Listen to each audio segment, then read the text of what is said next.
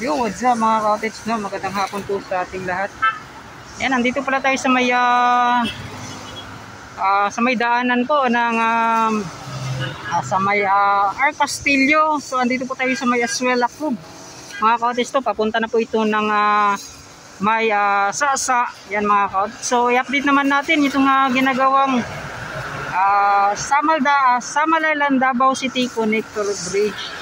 Yan mga cottage, no, nakita natin sa update sa vlog ni Roel P na yung ginagawang SIDC dito sa may sa may Davao site ay doon po sa may Lanang Playa Resort ay sinimulan na pala yung mga pagtanggal ng mga puno sa mga bahay doon.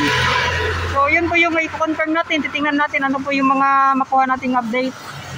So yun mga cottage, no, at ito pala. So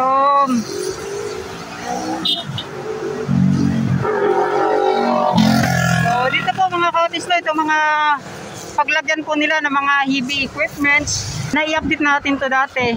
Ngunit ngayon mga cottage ay doon talaga yung puntan natin, yung sa may Lanang Playa Resort. Doon talaga yung unang tatamaan sa sa unang poste, doon po sa may dagat side. Yan mga cottage, no. So ito po yung kanilang mga kagamitan na nandito sa loob. Yun, no. Mga bore pile mga cottage na nandoon sa gilid.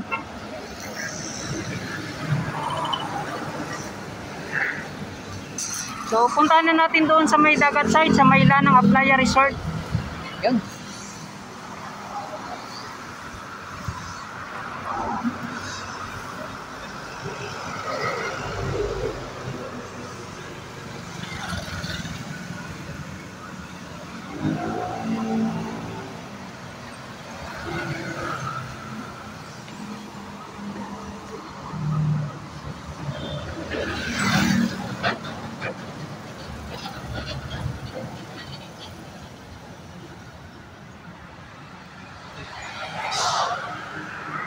So yun mga cottage dito banda, kaya nagsiraduhan po yung mga establishment dito mga cottage. Ay ito po ay matatamaan sa paggawa po ng mga poste.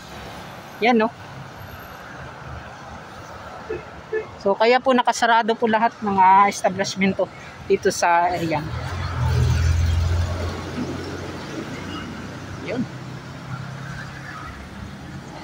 So dito mga cottage yan. So dito banda may mga nakalagay na yan. May mga markings na para po sa paggawan kung saan po ilalagay yung mga poste. Yan. So magtutuloy-tuloy mga cottage hanggang doon sa unahan.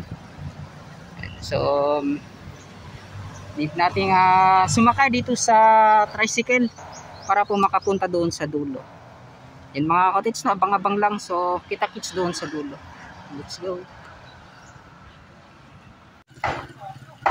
Yo, what's up mga cottage, no? Andito na pala tayo sa may Lanang Playa Resort kung saan po yung area na matatamaan sa isang resort na to. Yan, no? So kita natin at dinig natin yung paggiba nitong sa kanyang entrance sa isang dalawang palapag na bahay na to. Yan, no? So may bako sa loob. Yan, so ito parang sa loob din natin mga cottage at kukunin yung mga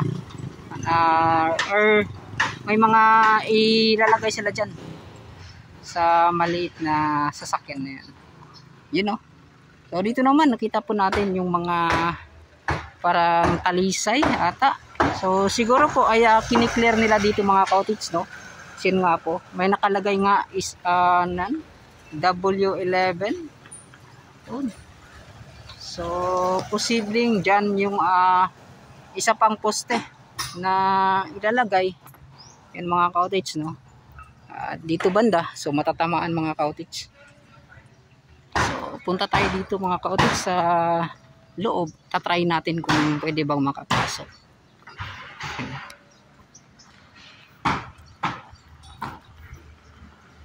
So yun, strictly trespassing is IDC project.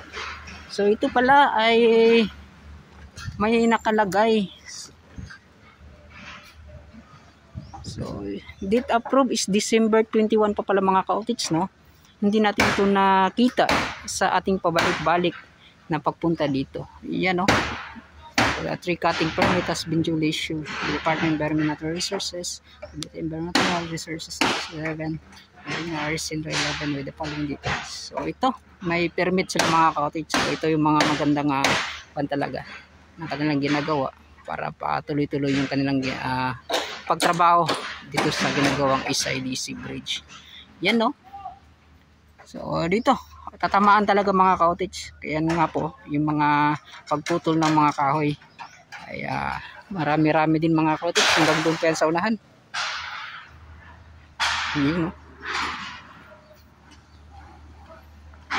Giniba na talaga itong bahay na to, kung saan po matatamaan yung paggawa ng SIDC bridge. Shoutout tayo sa mga pandra. So nagtinda ng mangga mga ka-outage. Yun, no? Hindi natin nakalain na tuloy na tuloy talaga yung paggawa ng SIDC bridge. Yan, no?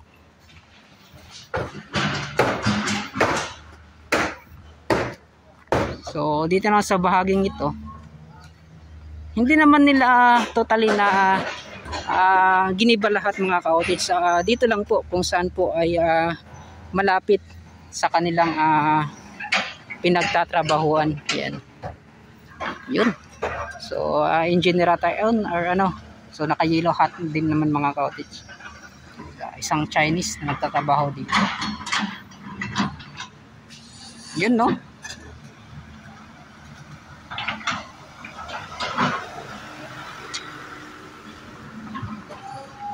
Isa itong good news na ating may ibabalita ngayon tungkol sa paggawa nitong SIDC bridge. So doon pala mga ka-outage, no, sa may Samal Island. Yan, no, kitang kita po dito na shout out. Napakalapit lang. Nagtrabaho ka, boss? Nagtrabaho ka?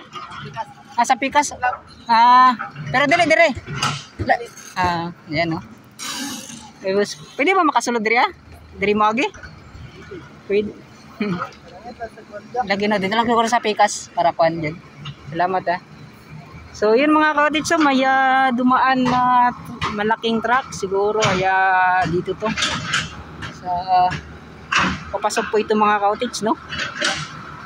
May genset po na dala. Yan. So magbabaking natin dito. Yun, sister, oy.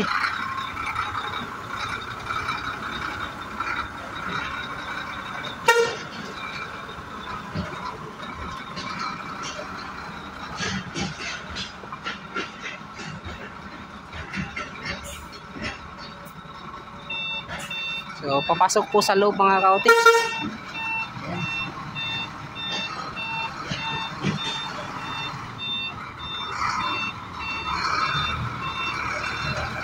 Hey boss, shout out. Shout out sa inyo. Yan, no?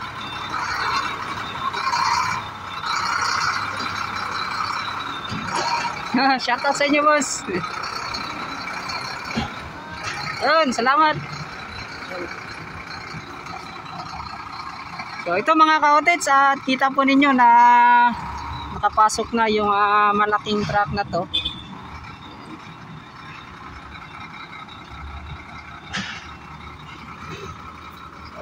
Talagang tuloy na yung kanilang ginagawa. At dito banda mga ka-outage, no? Dito kasi ay parang ginagamit pata nila.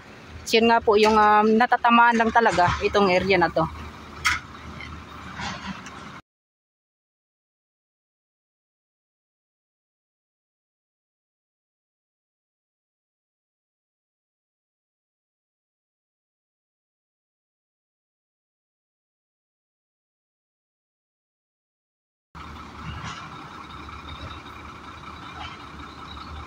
Ano sa taas.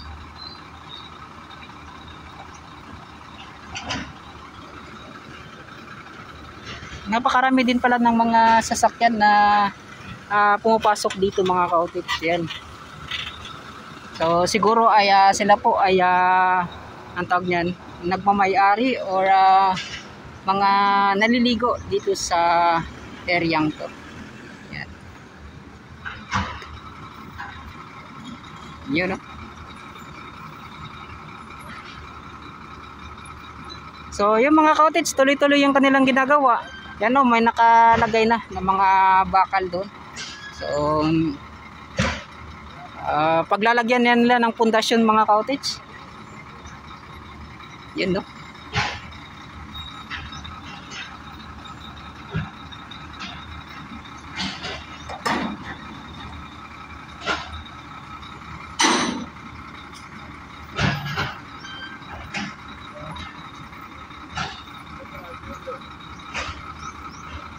Parang kukunin nata yung genset sa taas mga ka-outits.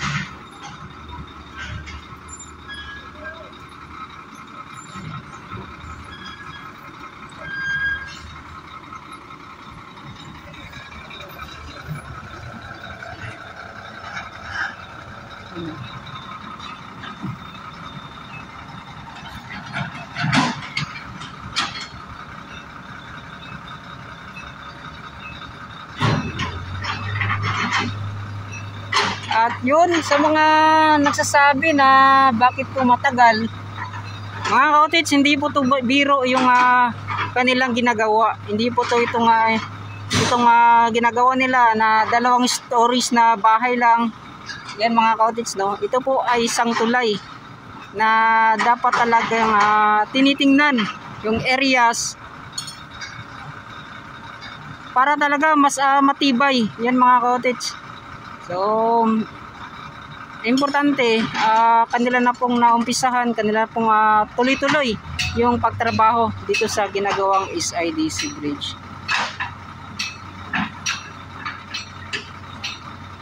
So doon po sa kabila ay doon sa Samal site, sa Barangay Lima po yan mga ka-outits, no? Yan. So dito naman sa may Davao City, so nakita ko sa daan ng Maharlika. Daang Maharlika kasi yung nakalagay sa Google Maps. Tapos papasok ka po dito sa loob at makikita mo itong Lanang Aplaya Resort. Yan. So ito po yung area kung saan po ay natamaan at ginawa yung unang poste dito sa may dagat site talaga mga ka-outits, no?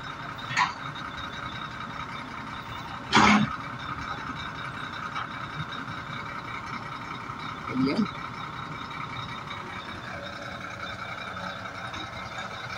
So yung bahay na yan mga ka-outits, parang dyan ata yung pamilihan ng mga pagkain.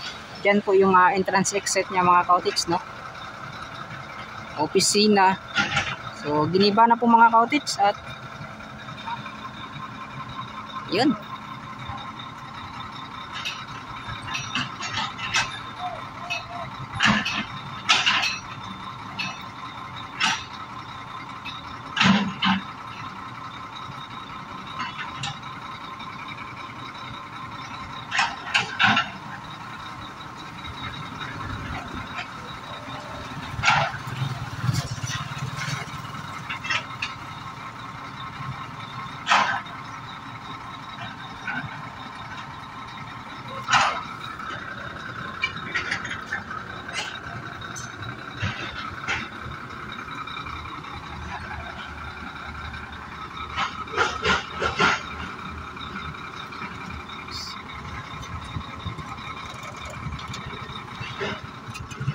Yun, at punta tayo dun sa unan mga ka-outits. So try natin kung pwede tayo makapasok at kukuha tayo ng update sa loob.